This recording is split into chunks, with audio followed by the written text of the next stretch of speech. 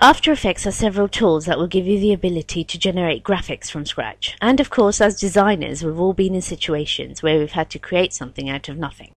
So for our example here, we have our PlusSport logo sitting over top of a black background. We're going to create a seamless loopable background that we can place behind this, so it has a little more pop. To start, let's go up under the layer menu and I'll choose New Solid. Since we're generating graphics from within the effects within After Effects, we don't need to worry about the color. So I'm going to leave the color set at blue. You can choose whatever color you like for yours. I'm just going to make sure that we have a comp size layer solid.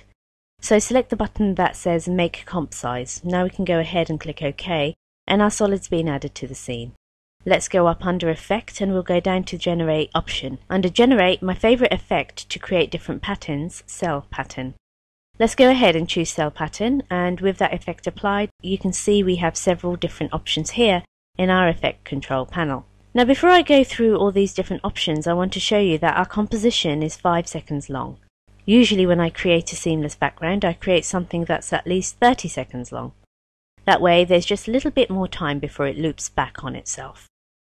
For the sake of this lesson and speed, we're going to create a quick 5-second looping background. Now back to our cell patterns. You can see we can generate different cell patterns if we click on this bubbles pull down.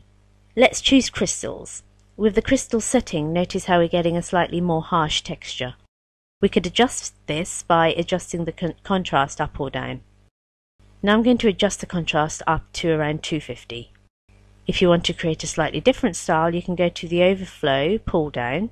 This just controls how the colors clip as they go over from black to white.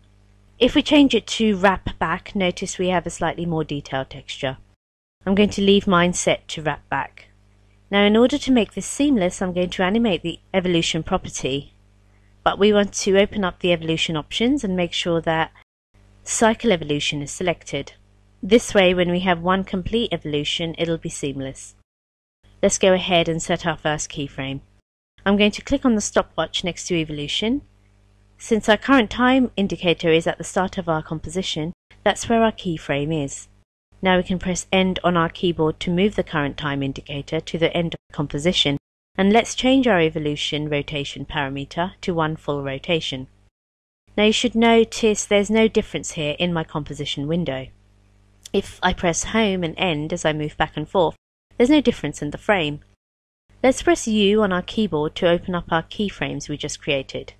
If you look in the end of our timeline, we have a keyframe. In order to make this seamless, I want to go ahead and move this keyframe off the end of the project. But before I do that, let me preview the project to see if you can notice the repeating frame.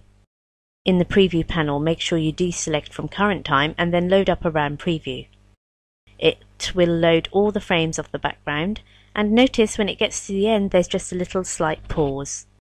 It's one frame, it's barely noticeable, but it's there, and I'm going to go ahead and stop playback here for a second. I'm going to zoom into 100%. Let's press End to move the current time indicator to the end of the comp. Now let's click on the second keyframe and click and drag it off the composition by 1 frame. I'll know what frame I'm on because the info panel gives me that update in the upper right hand corner.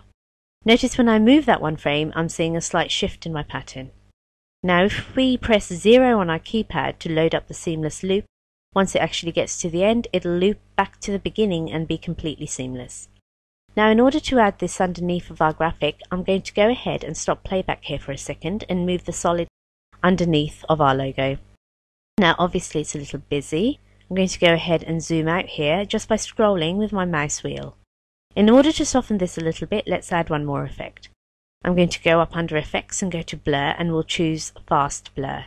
This will allow us to blur the scene, but it won't be too taxing on the processing of your system. Now we've added a soft blur. If we want, we could continue tweaking this by adding colours. Let's go ahead and do that, just to add one more level of separation. If you go up under Effect, we can go to Color Correction and choose Tint. And there we have exact controls over what colours the pixels will become. So let's choose to map our white pixels to this blue solid. So I'll go ahead and click on Eyedropper and then sample the blue. Now I have this kind of crazy blue background that's been generated for our logo. And of course it's a seamless loop. Let's go ahead and load up our RAM preview so we can see our finished work. I think that looks pretty good. Now I encourage you to go back to some of the different cell pattern options and see how you can make yours different.